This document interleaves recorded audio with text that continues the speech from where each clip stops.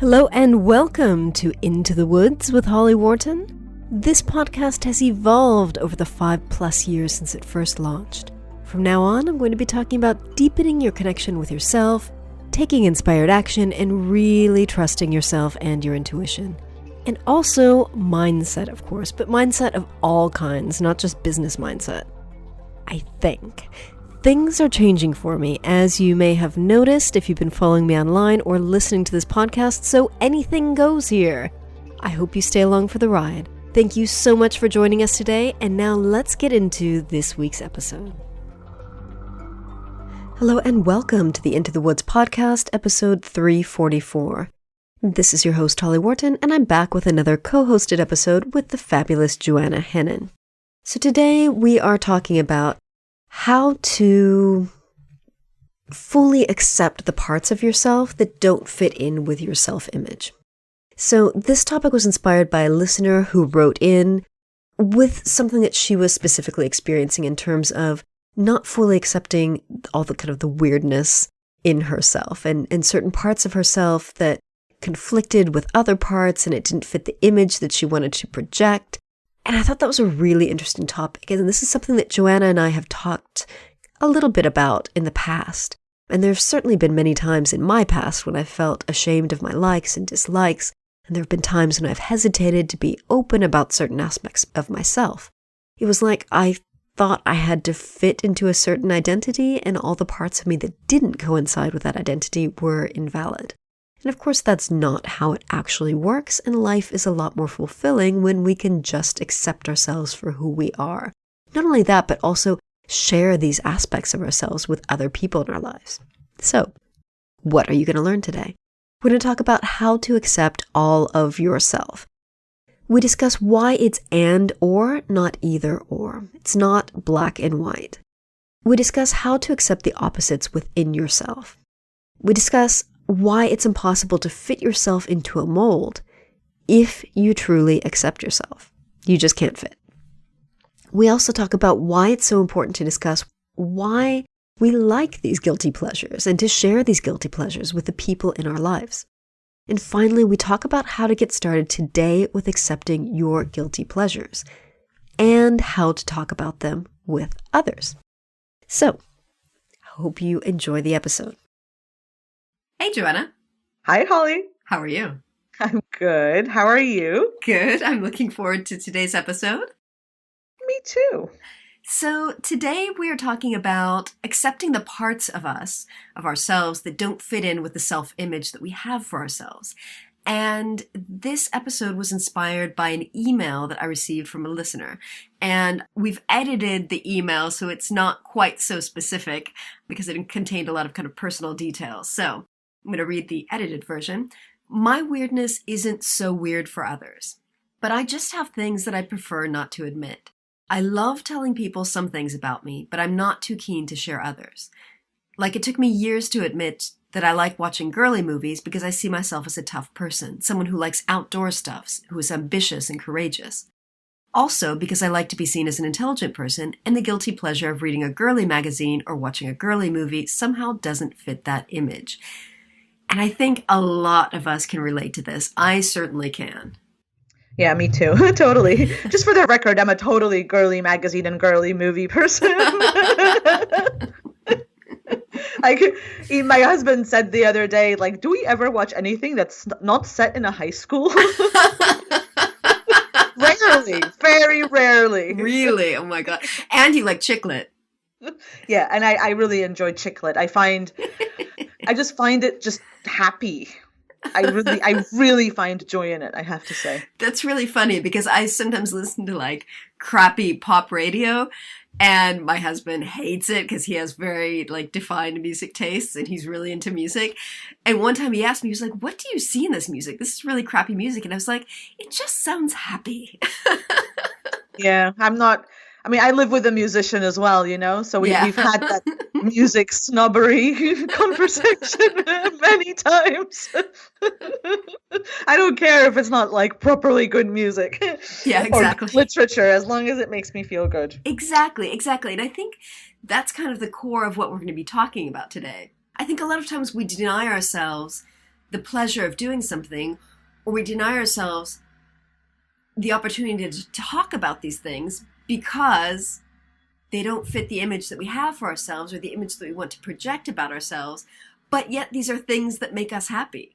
Yeah, but it just means that we're judging those things as not good. I don't know, like there's this whole hierarchy, isn't there, of like things that you're supposed to be into. Like if you're an intelligent, cultured person, you should enjoy going to the opera and like listen to classical music and like read only things that have won the Booker Prize, you know? Yeah. And I don't think that's necessarily true. Like I read a lot of chick lit because my work is very, very energy intensive. You know, like channeling things from the beyond takes some energy. And so when I'm done with that, like what really fulfills that other side of me is something more fun.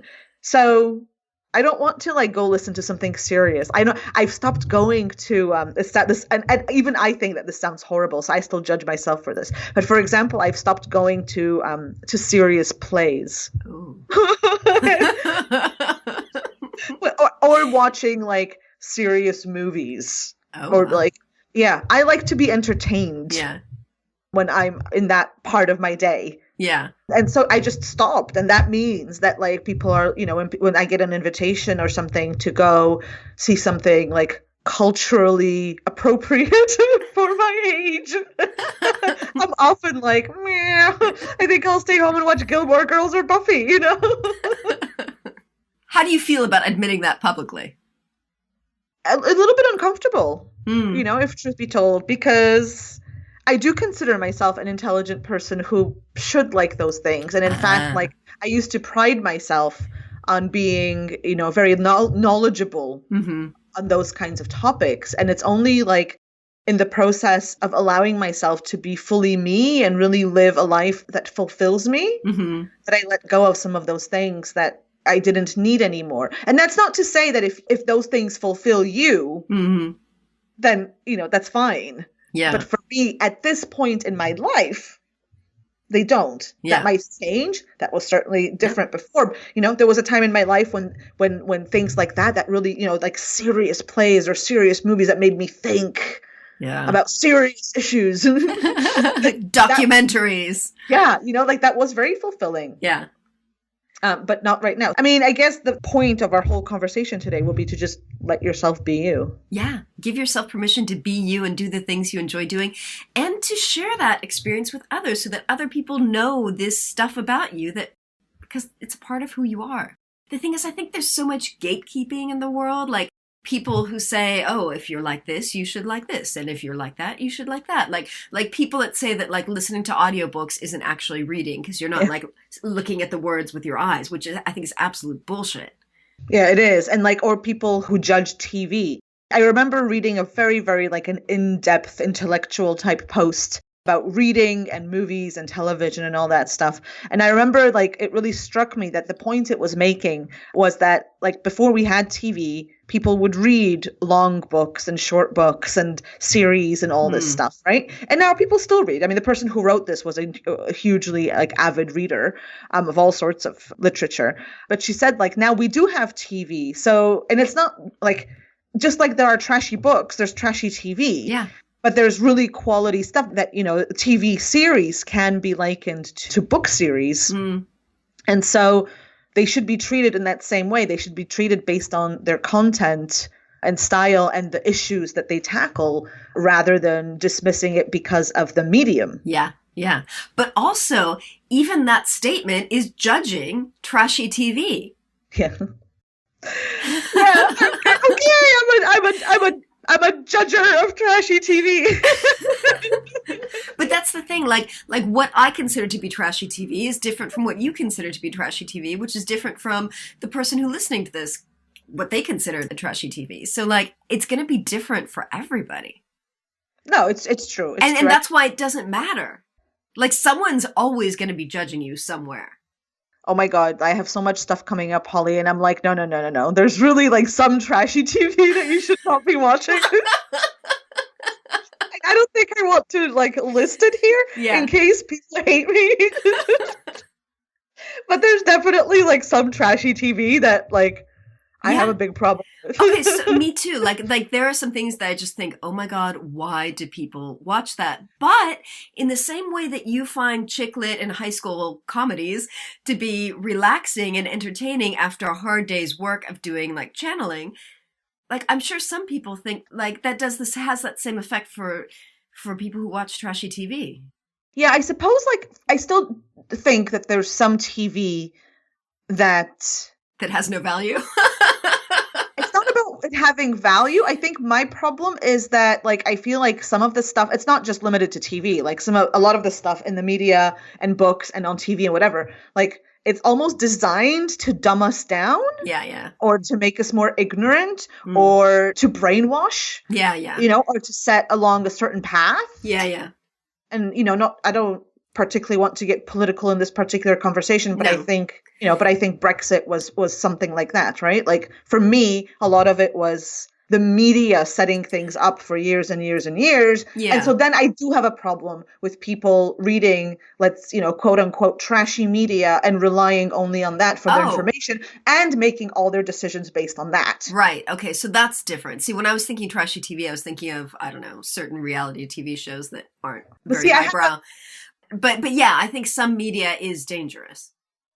Yeah, but reality TV shows can also be dangerous. Like, I mean, have you read The Hunger Games? Yes. Yes. So that's based on reality TV going bad. Yeah.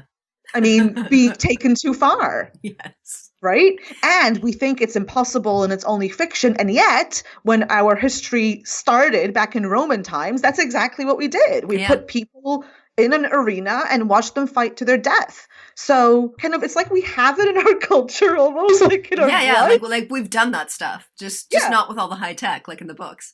Right. So now we just add high tech to it and more people can watch it. Yay. You know?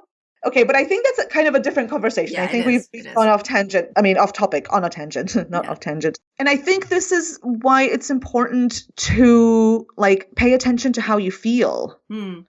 Right? Because if something is truly fulfilling you at that like deep level, then that's a different story to like you're watching something because it's like sensationalist and like you don't really care if everybody dies, but because you were entertained, right? Yeah. I think it's just being conscious about the things that you choose to consume and the activities you choose to participate in, and asking yourself, is this truly fulfilling? Am I truly enjoying this? Or am I just watching it because I don't know what else to watch? Right. And then if you're watching it because it's truly fulfilling, then I would say be proud of that. Right? Like be proud that you're allowing yourself to watch or consume or do or spend time on something that other people might judge or that you have in the past judged, but you're choosing to do it anyway because it makes you feel good and therefore like it feeds your energy and therefore it allows you to do more of the great things in your life. And so it basically just improves your whole existence. So it's almost like step one is kind of like accepting that this is something you enjoy and giving yourself permission to actually engage in those activities. And I think the further step would be being open and comfortable telling your friends and people that you enjoy these things. Because it's part of you. Yeah, and honestly, like, you know that this is how I view it. Like the things that you're drawn to, those things that really fulfill you, like for me, they're soul expression. They're an expression of your higher self. They're who you really are. And who you really are is this like piece of energy. That's not a thing that you can like put in a box and say, this soul is intelligent and outdoorsy. and that's it. Yeah. But no more. Right? Yeah. That's it. You don't get any more adjectives. Only 2 adjectives per person. Yeah. So like I would consider myself to be intelligent and outdoorsy and, other stuff.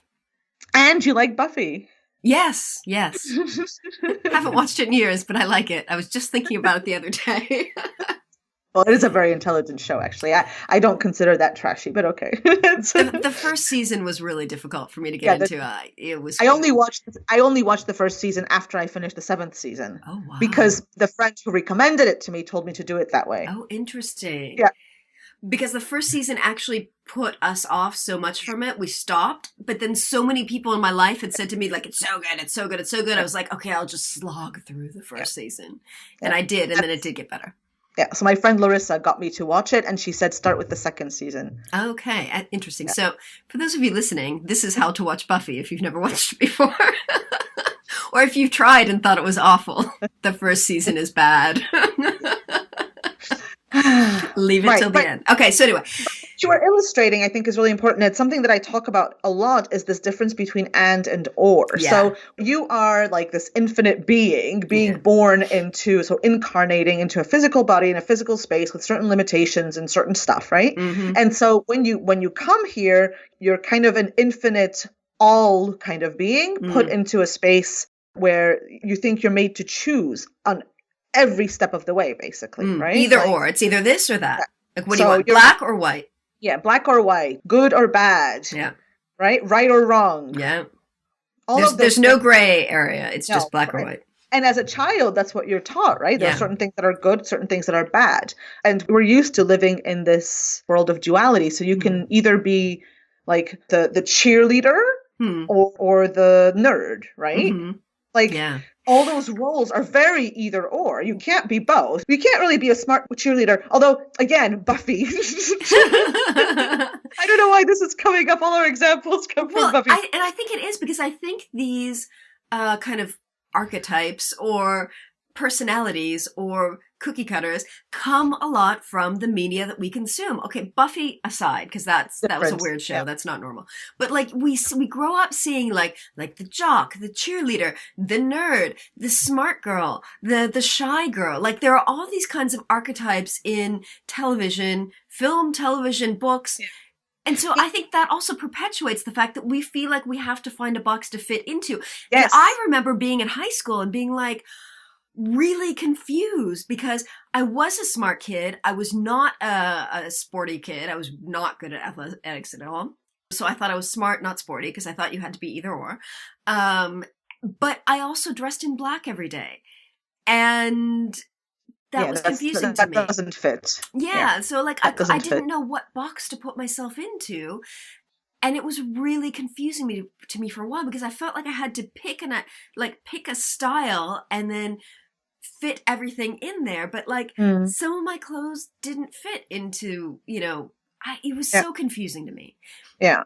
I think it's really disturbing because you would think that with time and the way the world has been progressing, that's improving. But I heard my son, my 10-year-old, say the other day, we were talking about him going into a new school and something about, I can't remember exactly, but it was something about like how he's really smart and he, it's okay to like to learn. Yeah. Thing. And he made some comment about like, but you don't want to be too smart because then they'll make fun of you. Yeah. And that he's getting that from the comics he's reading. Like he's not getting that from his current environment. He's getting it from the stuff he's consuming that's made for his age group. And I find that really disturbing that he's already at that age being taught, you're going to have to choose. You can't be smart and popular then, right? Like if you're too smart, they're going to make fun of you. So you need to tone it down. Don't show it. Yes. Oh, God, that reminds me of when I was a kid so much. Yeah. And I think, more and more people are realizing, or maybe just later in life, that you don't have to choose, that you can be both. And more. Like, I mean, you can pick more than two things. Yeah, of course you can. And you're an infinite being, right? Yeah. Like the more my work, as you know, is all about coming back to your true self, your core alignment with your higher self, being who you really are, who you were meant to be, all those kinds of big big ideas. But what it actually means is just allowing yourself to be whoever you are and like whatever you like. And if that's peanut butter and jelly, that's fine. If that's peanut butter and sardines, that's also fine. Ew. That was a great example. That would be true. So is the peanut butter and sardines supposed to be the fancier version of the peanut butter and jelly? Oh, no, not fancier. Okay. Just like the non-standard. Okay.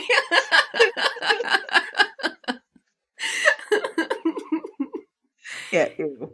Yeah. So you can be all sorts of things. And the example that I gave Holly before we started recording is that like I have I don't really have like one way of being. Some days I'm more gothy and I have whole outfits that are very, very gothy. And sometimes I wear something that's really simple and I feel as jewelry that I want to wear a string of pearls. And that used to be like a real issue for me. Like also like worrying about the assumptions that people will make about me when I wear either of those two things, either of those two extremes. And also like I didn't wear pearls for years and years and years because I was just like, no, like that's not who I am. Like I need, I chose this way or I am this way. I decided I'm this way and that doesn't fit in. Like who wears, like spiky gothy things one day and a nice, pink sweater and pearls the next day. Like that's just crazy. And that's really interesting because I have been going through a massive decluttering process lately and went through all my wardrobe and I decluttered a bunch of clothes and I put like 4 bags of clothes to go to the charity shop. And as I was doing that, I was going through all the clothes that I owned and I was realizing I have kind of these different styles. Like now in the winter, like most days, I wear like jeans and some kind of top or a sweater or something. But then in the summer, my clothes are very kind of hippie. Like I have all these harem pants and like just long flowy skirts and I have this kind of like hippie summer clothes and then like I don't know, normal winter clothes. I don't know. Yeah. And I just realized like how different that is. And that's okay. Yeah. Yeah, because I really love my summer clothes. Can't wear them very much of the year here in England, but wearing your jeans and your sweater doesn't make you any less hippie. Yeah. That's the thing, right? Because we think that the things we choose puts us in those boxes. Yeah, I just really like jeans. Yeah, I like jeans too. It's the easiest thing for me to pick out of the closet. And it doesn't say anything about you. I think that's the thing. Like we make all these assumptions and judgments about what certain things mean and whatever, and it's just not true. It's the judgment. Yeah, it's just not true. So it is. But when I am wearing my like summer clothes, I feel very self-conscious because I'm like the only person in my town that I ever see walking around in Birkenstocks and harem pants. So like, and like super bright colors. So like, I feel like I stand out in the environment where I live and that's really not comfortable for me sometimes. Yeah, no, I totally get that. And I mean, that comes into play for me as well. Like, if all I'm doing today is picking up my son from school, then I probably won't wear my gothiest things, right? And like fake dreadlocks and whatever. Like, whereas if I'm going to a hippie festival or to meet you in Glastonbury, I might do that. Right. Yes. So there are like obviously different clothes for different environments. And that's okay. Yeah. But that just means like it's okay, like that you feel comfortable in all sorts of kind of bits, right? Yeah. Like there's nothing wrong with that. And I think it's just really important to identify the opposites in yourself and see which one you've been choosing and why, right? Because like maybe you're choosing intelligent movies instead of girly movies just because you want to be considered intelligent, and otherwise you would think worse of yourself. And that's kind of silly because it doesn't depend on that. Your intelligence does not depend on what kinds of movies you watch, right? Yeah, exactly. Like we finally split up our Netflix account into like couple watching things, his stuff and my stuff, because we had just one at the beginning and everything was getting together, like all together. And so we were getting all these like weird suggestions for things. And finally I was like, I'm splitting it up. So like when I watch my stuff when I'm alone, you won't see the suggestions for them because we have different tastes when we're alone. I watch Anne with an E and a ton of documentary stuff that he's not interested in. So that's actually a really good idea. Yeah. Do that. Yeah, definitely. Highly recommend it. You're welcome. So I can get all of my suggestions based on, Anne with an E and all the weird documentary stuff I watch, and he can get suggestions based on Rick and Morty, Yeah, those are very different things. Yeah, exactly, right. Exactly. Yeah. So being fully you and being okay with like all those bits that are opposite and don't seem to fit in. Like I think we reject them because we don't think they fit in, but that they only don't fit in if you see yourself from the smallness perspective of like this current personality or whatever. But if you see yourself from the greatness perspective of your higher self, of your soul, then it's okay that you're all those things and more. Yeah. Right? Yeah, because you're so multifaceted that how could you fit into one cookie cutter mold? Yeah, and multidimensional. Yeah. And like the whole uniqueness conversation becomes completely different because it's not just that, we're different just because like we come from our own soul energy and everybody's soul energy is slightly different or whatever. Like each of us has this, is like a combination of these little pieces of girly, intelligent, outdoorsy, homebody. And those pieces may shift with the times of the year, with times in your life, with all sorts of things. And I think like as long as you keep focusing on like what makes you feel deeply fulfilled and like by that, what I mean by that is like connected to yourself. Yeah. Yeah. Like really like in yourself, like present with yourself, And aware of yourself, like aware of the things that you like. Yeah, and that you're not trying to be someone else, right? Yeah. If you're resisting like admitting that you like watching girly movies, right? Like just ask yourself where that's coming from. And perhaps, an activity like that wasn't valued when you were growing up or by your family or by your partner. Or like you've picked that message up somewhere that is not something that an intelligent person does. Yeah. Just see, because I think like when you see where it comes from, it's much easier to let go of it because you can see that it's not yours. Yeah, and you can see how ridiculous it is. Yeah, it's not true. It's just somebody's opinion. Yeah. That you've, somehow picked up along the way. Is that all we have to say, Holly? No, I don't. Well, I mean, I guess that is kind of the core of it. But so like, what other suggestions would you have for people? So maybe make a list of all the things that you consider to be guilty pleasures. What are all the things that you enjoy doing, but maybe you don't give yourself permission to do them? Maybe all the things that you actually do, but you don't talk about them. What are all these things that you're hiding? Here, I'm just writing that down because I think that would make a really cool podcast episode or blog post or something, a list of my guilty pleasures. Yeah. Just like to come out with it all and lead the way in being honest. Yeah. About this stuff because it only feels uncomfortable because of the judgment we attach. So when we choose to not attach judgment to it and just everything is neutral, then it takes its power away. Yeah, I agree. So are there any guilty pleasures that you can think of offhand or that you'd be willing to say right now, like your top 3? Well, we've already talked about my high school movies and the chick lit. Let's see. I really like love songs. When I was younger, I was really embarrassed by this. And I don't really listen to a lot of them anymore because, again, like different time in my life. Like I resonated with a lot of the lyrics when I was in my early 20s, all the miserable lyrics, love gone bad and love lost and all that kind of thing. Whereas now I'm in a happy marriage, I don't resonate with that stuff, right? So it kind of feels weird to like belt it out. But I still enjoy that.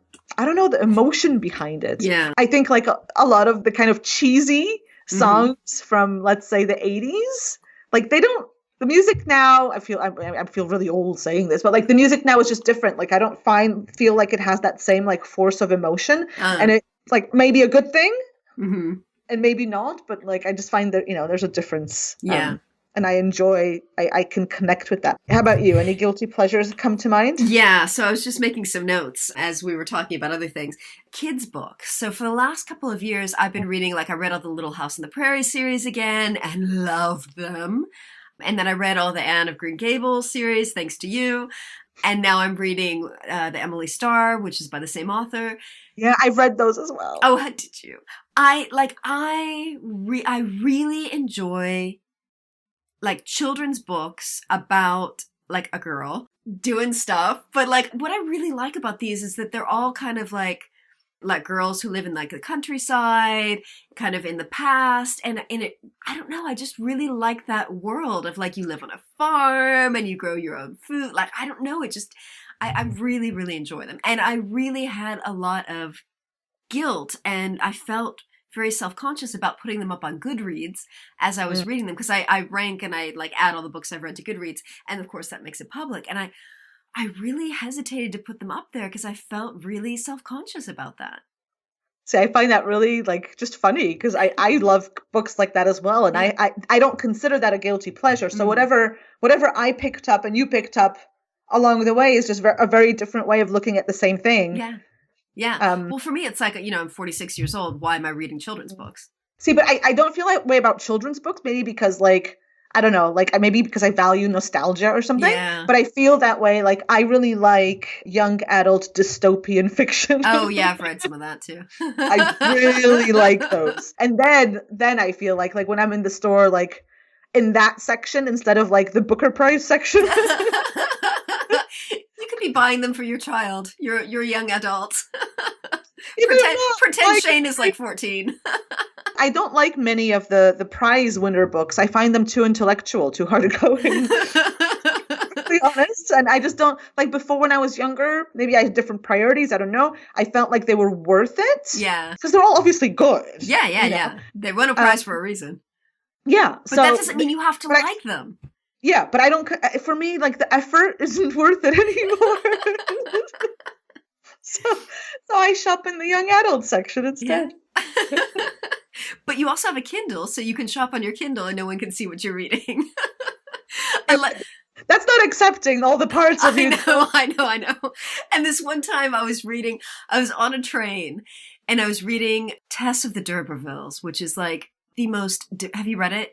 I love it, actually. Oh my God, it's so depressing. I loved it in high school, but I was like depressive. So. Okay, well, that explains why you liked it. It's just so bleak. Like it just, oh my God. And so I'm reading this on the train and I didn't realize that the guy next to me was staring over my shoulder. I was like engrossed in the book and its depressiveness. And I finally get to my stop. I get up, and, I'm standing by the door to wait to get off the train. And the guy who had been sitting next to me was standing behind me. I didn't realize that. And he looks at me and he goes, "Bleak, isn't it?" And I was like, "What?" And he was like, "Tess, very bleak." And I was like, oh my God, like I'm reading this like book. I mean, I guess it's a classic. I shouldn't have been embarrassed of it, but it was just... Oh, certainly not, yeah. But I was just... So intellectual reading classics on the train. But I felt really self-conscious that this guy commented on the book that I was reading. It's funny. Another one just came to me, so I'm going to out myself. I don't know if I mentioned this on the podcast. I know I mentioned it to you, but I don't know if I mentioned it publicly. But like how you're supposed to like healthy food and salad and all that stuff, which is fine. I like all that stuff. But one other thing that I love is something called Cheetos. Oh, yeah. I haven't had those. There was a woman, I was standing on the corner in London yesterday, and there's this woman with a bag of Cheetos, and I was looking at them going, I haven't had Cheetos in like 20 years. Those look so good. Oh my God, there's a company in Belgium that delivers them to your door. It's just like not good. They used to not be available in Europe. Oh, because of the coloring, probably. Yes, because of something in the color. Toxic. But they've changed something, and now they're okay to have in Europe. So they're like for the people who are not American or have not spent any time in the States, like in the 80s. I think they still have Cheetos though. They do. Now. They totally do that. They have more varieties now. Yeah, no, I don't want any of the varieties. I want the originals. Okay. But like I adore them. So they're like cheesy puffs, but compact and crunchy. Like just like crunchier, compactor versions. Yeah. And I love them. Yeah. But I'm really embarrassed. Like they're absolute shit food. They're shit food. Like that's my so delicious. Are all orange. Yeah. Like. But I love them. I don't know what I don't really remember them from when I was a kid. So I don't know where this comes from, honestly. Yeah. But like when I have Cheetos, like I don't want anybody to talk to me. Nobody's allowed to touch them. Like this is my Cheeto time. And I swear to God, if you interrupt it, you're going to regret it. I remember having this conversation with you before. And like whenever I get them, I'm like, you're not allowed to try them, like to my husband, to my son, and I'm like, you're not gonna like them anyway, and I'm just gonna be upset that I've wasted one on you, but in the meantime, I'm taking I read and I eat Cheetos. Oh wow! Usually chiclet. This is like the most chiclet and Cheetos. Quality self-care time. I need to order some, but I can't order them very often because also like I can't not eat them if they're in the house. Yeah. So then like probably like having that kind of quality self-care time every single day is not great. So I know what you mean. Marks and Spencer has these jalapeno flavored ridge cut crisps, and they're so addictive. Like if I get them, I haven't got them in a while, but if I get them and I open the bag, they're gone. It's Yeah.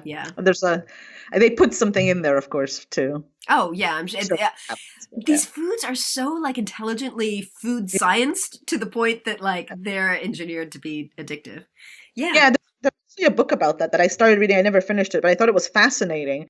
If I find the title of it, we can link to it. Yeah, please do. Or if you're really interested, then message me. Yeah. If I find it. But it was really interesting. It was from like the beginnings of convenience food manufacturing in the States, and like how they have to find the exact bliss spot between fat content, salt content, and sugar content. Those are the three that they play around with, and kind of just all the politics of how that happened and what happened. It's absolutely fascinating. Well, if you find that, let me know and we'll put it in the show notes. Yeah, I think food is another thing. Like a lot of times I feel like I need to look like I'm always eating healthy food, and I usually do, but like last night we went out to dinner at Five Guys because it's amazing. I don't know what that is. Oh my God. It's this American burger chain that has like real meat in the burger. Like it tastes like real meat. It's fresh. Like they make it to you like... Sorry, but shouldn't all burger places have real meat in the burger? Yeah, but there are certain burger places which will not be mentioned that taste really plastic. Like the meat tastes plastic, the bun tastes plastic, the cheese tastes plastic. Five Guys is just like really juicy and delicious, and they make it like you have to wait for it. It's not super fast food because you have to wait for it. They make it for you in the moment. Like you place your order and then they like yell out to the kitchen how many patties, and they put them on. Oh, it's so fresh and good. And their fries are like real potatoes, not that like reconstituted potato mush. It's so good. So yeah, so Five Guys, it's so yummy. And, I feel like because I fast and I have fewer meals than most people do, I need to like make the most of my meals and have like super high density, like healthy foods. And I do usually, but like, stuff like that is so good. Yeah, but like, are you embarrassed that you like it? Yeah, kind of, yeah. Yeah, because we're not supposed to, like, right? Because and you know what? Oh, for the longest time, I remember when I lived in Argentina, we had like a McDonald's around the corner from the office, and I would always ask other people to get it for me rather than going myself because I had so much shame about being American and eating McDonald's in a foreign country. Oh my God. Yeah. So I would make other people go for me. Yeah. So yeah. Yeah, food is, I think, especially now, like with Instagram and whatever, and everybody eating, like, I don't know. When I look at what people seem to be eating, I can't even imagine, like, how one can put that together in a normal day while, with all the other stuff you have to do. Like, I don't know. Yeah. So I think like that whole, Instagram is bad for your self-esteem for all sorts of reasons, and Pinterest and all those things, right? But like, also for food, because like the standard is so high, and most people, it's not possible. Or for me, certainly, it's not possible to be producing that quality of food every mealtime, Yeah. I mean, I eat really simple foods. Like I'll just have like sometimes just like a burger patty with some cheese on it, and then like I really like cream spinach, so I'll have some of that. And, vegetables. I really just like simple meat and vegetables. I do not cook elaborate meals. I don't enjoy it. There have been times in my life when I have enjoyed it, where I've been really into like baking and cooking. Yeah. I'm not in that phase now, so I just eat simple foods, like a really nice cooked breakfast. I love breakfast food. I will often have breakfast for dinner. I love a cooked breakfast. Yeah. Oh my God, I'm really, really hungry now, and all I want is Cheetos. Oh. I'm so sorry. Well, today's my fasting day, so I won't be eating until tomorrow. So I'm worse off than you are. All right, fine, you win. Okay, we could say a lot about this, but this is not actually what the episode's about. No, so. It isn't. But like, I think it's useful for us to share examples of stuff that we have found shameful to talk about, because that will help other people realize the stuff that they've not been talking about because they're ashamed of it. Like the music I listen to, I don't listen to a ton of music, but when I do, it's like usually like old stuff from the 80s and 90s that I listened to in high school, because I don't know, I just really like that music, and my musical taste got stuck in the 80s and mid 90s. I'm the same. I'll go up to like the end of the 90s, but but the 2000s, I'm like, meh.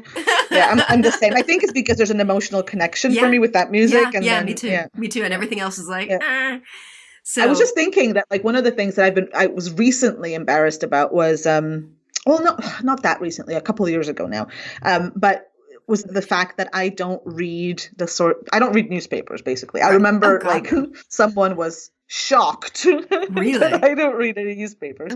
And then I don't read kind of the right sorts of things for an intelligent person anyway. Like I don't read the New York Times or the Financial Times or like any of those kinds of publication. And I remember saying, like, look, like, this is not me. I read things like Soul and Spirit. And I remember just the look that I got. And when I was thinking about that, it just reminded me that, like, my brand, Soul Smart, that's what it's about, right? Yeah. Like, because it's that assumption that you can't be smart and intuitive or smart and spiritual that started, like, me having a business. Because I think that's really needed. Because if I'm smart, that means I can't play with oracle cards, or I can't be a channel, or I can't talk about spirit guides, right? Yeah. So that's also like two opposites within me. And I think opposites, that particular one, I think a lot of people have. Yeah. Because intuition and all the spiritual stuff has gotten such a fluffy reputation that people think you can't, like, you have to choose. Yeah. You're either hippie or not, right? You have to choose between those, and they have certain connotations. So that's just another one that maybe, you know, someone who's listening to this is also a little bit embarrassed to admit that they talk to spirit guides, or they feel spirits around them, or they just know things, or that they pull an oracle card every day, or that, you know, they don't do anything in their work unless feng shui says they can. Like, maybe that's the sort of thing that you're hiding because you think it goes against your image as an intelligent, capable, regular member of society. And that's another one I think that's really important to tackle, especially at this point in time. Yeah, I agree. So, in summary, make a list of all your guilty pleasures. Make sure that you give yourself permission to practice them if they are things that truly bring you pleasure. And then maybe think about sharing that with people. Like, stop hiding it. Because I think that the more we hide these things, it's like one less strand of connection with the people in our lives. So if you're not telling your family or your friends that you do these things, you're not connecting them at a deep level because they don't know who you are. They don't know all these things about you that you love doing. It's like you're missing out on a level of connection. Yeah. I totally agree. And I'll illustrate that with a recent example. I really love a planning system called the Happy Planner, which is very colorful and very sticker based. That's not very intellectual of you. Oh, no. Like, yesterday I went to the store and I spent a lot of time in the section that was clearly meant for 12-year-old girls. You know, I just really love stuff like that. Yeah. And I could hide that because that's not very intelligent and whatever. I should have a notebook that's more serious or whatever. Yeah. But when I shared that with someone in my work environment, it resulted in a really beautiful friendship. Wow. Because this person resonated with that and bought one as well. And so it's like me giving myself that permission to get one of those and, you know, and really be happy with these stickers, spend my money on stickers and, you know, happily spend time putting stickers in this planner. Yeah. It reminded her that she used to love that kind of thing when she was a child and a teenager. And by seeing someone else, you know, grown up doing it, it was permission for her to do it as well. Yeah. And now it brings joy to both of us and have, you know, a stronger friendship based on kind of, you know, like interests. Yeah. And so that wouldn't have happened. And I think that's really beautiful. So you might be surprised when you do have the courage to admit some of the things that you've been judging about yourself or that you're slightly embarrassed about. You just might be surprised at what relationships can be formed when you make that connection. Yeah. And I feel like when we stop hiding these things about ourselves, like it makes it easier for us to connect with other things that might be guilty pleasures or other things that we truly are interested in and would enjoy. It's because like when we express fully who you really are, you know, at your soul level, at that deep level, then first of all, other people can respond to that. Yeah. Otherwise, they're responding to some fake image that you're projecting, and it's not going to result in meaningful, deep relationships. Yeah. Yeah. Second of all, when you're fully authentic about who you are and what you like, then you have permission to discover other things that you fully like and appreciate. And I think, I just think it adds more richness to your life, and really, really plays into that fulfillment. Yeah. Yay. Yay! So, make your list, go out and do your weird stuff. And express your weirdness. Express your weirdness. All right. Well, good luck. And let us know if you have any questions. Would you like to share your email address? Oh, sorry. If you have any questions or any feedback, actually just either PM me on Facebook or DM me on Instagram. I'm Joanna Hennon throughout all social media. Yep. And I am Holly Wharton. You can email me at holly@hollywharton.com or find me online and get in touch there. Please drop me a line and let me know what you thought of this week's episode. You can email me at holly@hollywharton.com or get in touch online. Finally, I would also love for you to join me on Patreon. If you head to patreon.com/Holly Wharton, you can join me there. Membership starts at just $1 a month, and you get exclusive access to content I don't share anywhere else, including a monthly Q&A and sometimes my afterthoughts for this podcast. So, patreon.com/Holly Wharton. You can join me there and support the show. I would greatly appreciate it. Remember to visit hollywharton.com/344 for the show notes on this episode. Thank you. Thanks so much for listening to Into the Woods with Holly Wharton. You can find more information about today's episode, including links for topics that were discussed, at hollywharton.com. That's HOLLYWORTON.com. If you'd like to connect with other listeners and get support on your journey, I would love for you to join my private community on Patreon. That's patreon.com/Holly Wharton. That's patreon.com/Holly Wharton. Thank you so much for listening, and I look forward to seeing you next week.